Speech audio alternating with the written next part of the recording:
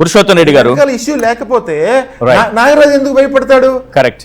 Yes, Purushottam Reddy గారు, investigation లో 19 రోజుల సమయం అంటే ఒక హత్య కేసు విచారణలో చాలా కీలకం సార్.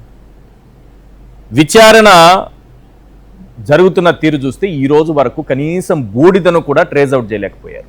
ఎక్కడుందో కూడా కనిపెట్టలేని దుస్థితిలో ఉంది. ఇది ఉద్దేశపూర్వకంగా స్లోగా నడుపుతున్నారా, లేకపోతే చాలా క్లిష్టంగా ఏమన్నా కేసుందా, అంటే ఛేదించలేని విధంగా కేసుందా? ఈశ్వర్ అందరూ నమస్కారం. బేసిక్ గా మన విచారణ ఎందుకు చేస్తాము? కేవలం ఆ సమస్యను పరిష్కరించడం కోసం, తప్పులు తేల్చడం కోసం మాత్రమే కాదు, సమాజానికి కూడా ఒక మెసేజ్ ఇవ్వాలి. ఇట్లాంటి ఘటనలు జరిగినప్పుడు, ఇట్లాంటి దారుణమైన సంఘటనలు జరిగినప్పుడు వ్యవస్థ చాలా సీరియస్ గా ఉంటుంది. ఇప్పుడు భరోసా కల్పించాల్సింది కేవలం ఆ తల్లికి మాత్రమే కాదు. చాలా మంది వాళ్ళ తల్లికి బుడిదనో లేకపోతే భరోసాని ఇస్తే సరిపోతుంది అనుకుంటే కుదరదు. ఎందుకంటే ఇట్లాంటి దారుణమైన పరిస్థితులు వ్యవస్థలో ఉంటే మా పరిస్థితి ఏందని సమాజం అనుకుంటుంది.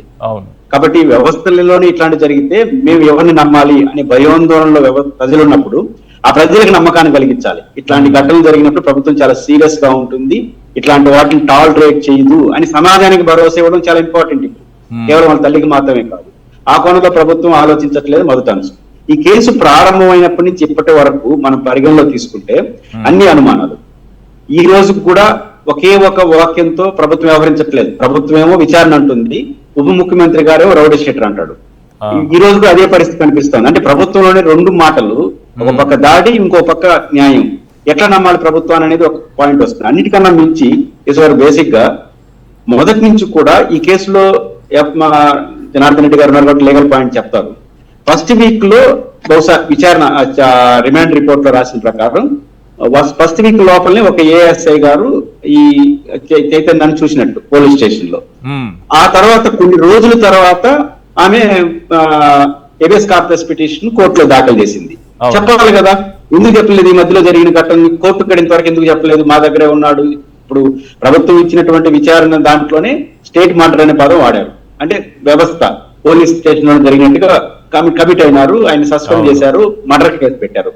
అంటే పోలీస్ స్టేషన్ లో జరిగిందని. పోలీస్ స్టేషన్ లో ఈ కాలంలో జరిగినప్పుడు ఆ తర్వాత కాలంలో వారు మదర్ హేబియస్ కార్పస్ పిటిషన్ వేస్తే కోర్టుకి ఎందుకు చెప్పలేదు? నిజం అప్పుడు మిస్సింగ్ అనే కదా సార్ చెప్పారు. 15వ తేదీలోపు మా ముందు హాజరుపరచండి అని కోర్టు చెప్పింది. అప్పుడు అదే నేను హాజరుపరచమని చెప్పినప్పుడు ఏఎస్ఐ ఇచ్చినటువంటి వాంగ్మూలం ప్రకారం ఫస్ట్ వీక్ లో అతను చూశాడు ఎక్కడ పోలీస్ స్టేషన్ లో.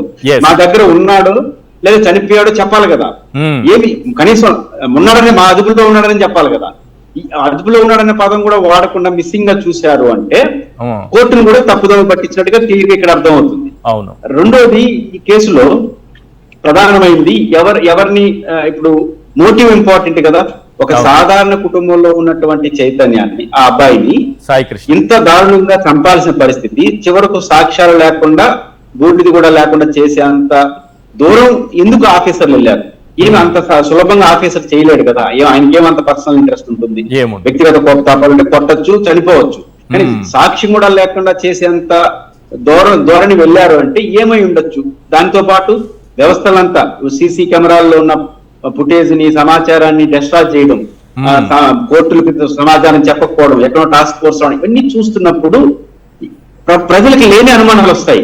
ఎందుకంటే దీని ఏమైనా పెద్దాలకాలు ఏమైనా ఇంకేమన్నా అనుమానం రావడానికి మీరు వ్యవహరిస్తున్న తీరు కారణం అవుతుంది. మరి రెండో వైపు ముఖ్యమంత్రి గారు మాట్లాడతాడు, ఉప ముఖ్యమంత్రి రౌడీ షీట్ని ఎట్లా సమర్థిస్తారు ఆయన అంటాడు. అంటే ప్రజలకు ఎట్లా విశ్వాసం వస్తుంది విచారణ పైన? అందుకే నేనంటుంది, జగన్మోహన్ రెడ్డి గారు ఏదైతే డిమాండ్ చేశారో ఆ డిమాండ్ మేరకు సిబిఐ విచారణ చేయడమే దీనికి రెండు రకాల పరిష్కారం. ఒకటి, ఇప్పుడు వేసిన సిట్ అధికారుల పట్ల నాకేం అవిశ్వాసం లేదు, వాళ్ళ సమర్థత పట్ల అపనమ్మకం లేదు. కానీ మీరు రిమాండ్ రిపోర్ట్ లో స్టేట్ మర్డర్ అని చెప్పిన తర్వాత ఆ స్టేట్ పరిధిలో ఉన్న అధికారులు విచారణ స్వేచ్ఛగా చేస్తారా? ఇది సూటిగా ప్రశ్న. స్టేట్ మర్డర్ అని మీరే అన్నారు. స్టేట్ మర్డర్ చేసినప్పుడు స్టేట్ అధికారులు ఎట్లా నిజాయితీ, అంటే స్టేట్ అజమాయిషిలో ఉన్న వ్యవస్థకి ఇవ్వడం, రేపు వాళ్ళు నిజాయితీగా రిపోర్ట్ ఇచ్చినా కూడా ప్రజలకు ఒక అవిశ్వాసం ఉంటుంది. మీరు స్టేట్ మర్డర్ అని రాస్తారు, పోలీసులు 4 రోజుల పాటు తత్వంగా నడుపుతారు, ఈ రిపోర్ట్ మీద నమ్మకం ఎట్లా వస్తుంది? కాబట్టి రిపోర్ట్ మీద నమ్మకం కలగాలన్నా ఖచ్చితంగా సిబిఐ విచారణ చేయడం అనేది ప్రజల కోణంలో కూడా జగన్మోహన్ రెడ్డి గారి డిమాండ్ కనెక్ట్ అవుతుంది. రెండో, ప్రభుత్వానికి కూడా ఈ రోజు కూడా అన్ని వాస్తవాలు తెలిసాయని నేను అనుకోవట్లేదు. ఎందుకంటే ఫస్ట్ వీక్ లో రావడం ఏంది, ప్రభుత్వానికి కూడా చెప్పారా లేదా మధ్యలో ఉన్న అధికారులు? ప్రభుత్వానికి కూడా తప్పుదోవ పట్టించారా? అది కూడా తేలాలి. ఇవన్నీ తేలాలంటే సిబిఐ విచారణ జరిగితే ప్రభుత్వానికి మంచిది, ప్రజలకు ఒక భరోసా ఇస్తుంది. ఆ ఇన్వెస్టిగేషన్ అథారిటీ చేస్తేనే ఇంకొక ముగింపు. లేకపోతే మీరు ఏమి చేసినా వ్యవస్థ మీద, అన్నిటికన్నా మించి వ్యవస్థ మీద నమ్మకం కలిగించాలి. కాదు, స్టేషన్స్ మీద నమ్మకం మొత్తం కలిగించాలి. ఈ 19 రోజులు మీరు ఫాలో అయ్యారు కదా, ఈ 19 రోజుల్లో ఒక సిఐని అరెస్ట్ చేయడం, 4 కానిస్టేబుల్ని అరెస్ట్ చేయడం, ఇంతే అయింది. ఇది తప్ప కేసులో జరిగింది ఏమీ లేదు. 2 పారిపోయి తిరిగి వచ్చారు, 2 వీళ్ళు పట్టుకున్నారు, ఒక సిఐని అరెస్ట్ చేశారు. 5 రోజులు టైం ఇచ్చి తర్వాత అరెస్ట్ చేశారు. ఇదేనా 19 రోజుల్లో వీళ్ళు సాధించింది?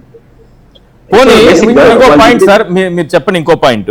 ఈ 5 చుట్టే తిప్పుతున్నారు కదా మొత్తం వ్యవహారాన్ని. అదే ఇప్పుడు పాయింట్ ఏంటంటే, మీరు అడిగిన పాయింట్ లో ఇప్పుడు సీసీ కెమెరాల్లో ఫుటేజ్ అన్ని తీసేశారు కదా, అది సిఐ తీస్తాడా? సిఐ ఆ టెక్నాలజీస్ కూడా ఉండవు కదా, ఎవరో ఎక్స్పర్ట్ రావాల్సిందేగా, లేదా టెక్నీషియన్స్ రావాల్సిందే కదా. దాని కానీ బహుశా ప్రైవేటీకరణ అంతా పీపీఏలో ఉంది కాబట్టి అది కూడా ఒక ఏజెన్సీకి ఇచ్చుంటారు, వాళ్ళు విచారించాలిగా. కాబట్టి సీసీ కెమెరాల ఫుటేజ్ ని అరైజ్ చేయడం అనేది సిఐ కానిస్టేబుల్ చేయలేదు. ఖచ్చితంగా ఆ టెక్నికల్ ఎక్స్పర్ట్ కూడా ఒకరు ఇన్వాల్వ్ అవుతాడు. వాళ్ళే విచారించారు, కనీసం విచారించాలన్న స్పృహణ ఉందా? సీసీ కెమెరాల్లో ఎందుకు అరైజ్ చేసినారు, ఎవరు చెప్తే అరైజ్ చేసినారు తెలుసాలి కదా. బహుశా ఎవరు అన్నారు హాస్పిటల్ కి ఏదో ఆర్ఎన్బి ఈ మామూలు డాక్టర్ దగ్గరికి తీసుకెళ్లారు, ఆర్ఎన్బి డాక్టర్ దగ్గరికి అంటున్నారు. ఆ ఆర్ఎన్బి డాక్టర్ ఎవరో తేల్చాలిగా, లేకపోతే గవర్నమెంట్ హాస్పిటల్ పంపించకపోతే కారణం ఏంటో తేల్చాలిగా. అంటే మన కళ్ళ ముందు ఇవన్నీ జరిగినాయని తెలిసిన తర్వాత వీళ్ళన విచారణ, అంటే సీరియస్ అటెంప్ట్ జరుగుతా ఉంది విచారణలో అన్న నమ్మకాన్ని ప్రజలకు కల్పించాలి. అలా కల్పించకపోతే ఏమవుతుంది? ఇప్పుడు డాక్టర్ రాజశేఖర రెడ్డి గారు ముఖ్యమంత్రిగా ఉన్నప్పుడు విచారణలు చాలా ఎక్కువగా ఆదేశించాడు. చాలా విచారణ, జలయజ్ఞం, అన్నిటి విచారణ. ఇప్పుడు చంద్రబాబు గారు ఒక మాట అనేవారు, ఎక్కువ విచారణలు మీరు వేసుకున్నారంటే తప్పులు జరిగాయి అని. అంటే జగన్ గారు మన రాజశేఖర గారికి సమాధానం అంటే, మా మీద నమ్మకం ఉంది కానీ ప్రజలు నమ్మాలి అన్నాడు. ఎందుకు విచారణకు ఆదేశిస్తున్నాం అంటే ప్రజలు కూడా నమ్మకం కలిగించాలి, మేము పక్కగా ఉండామని చెప్పాడు. కానీ అది చేసుకోండి, ప్రభుత్వం మీరు విచారణ టెక్నికల్ గా చేయొద్దండి. ప్రజల విశ్వాసాన్ని కూడా విచారణ పొందాలంటే ఖచ్చితంగా ఇంతకుముందు జగన్ గారు ప్రస్తావించినట్టు సిబిఐ విచారణ కూడా ఉత్తమమైన మార్గం.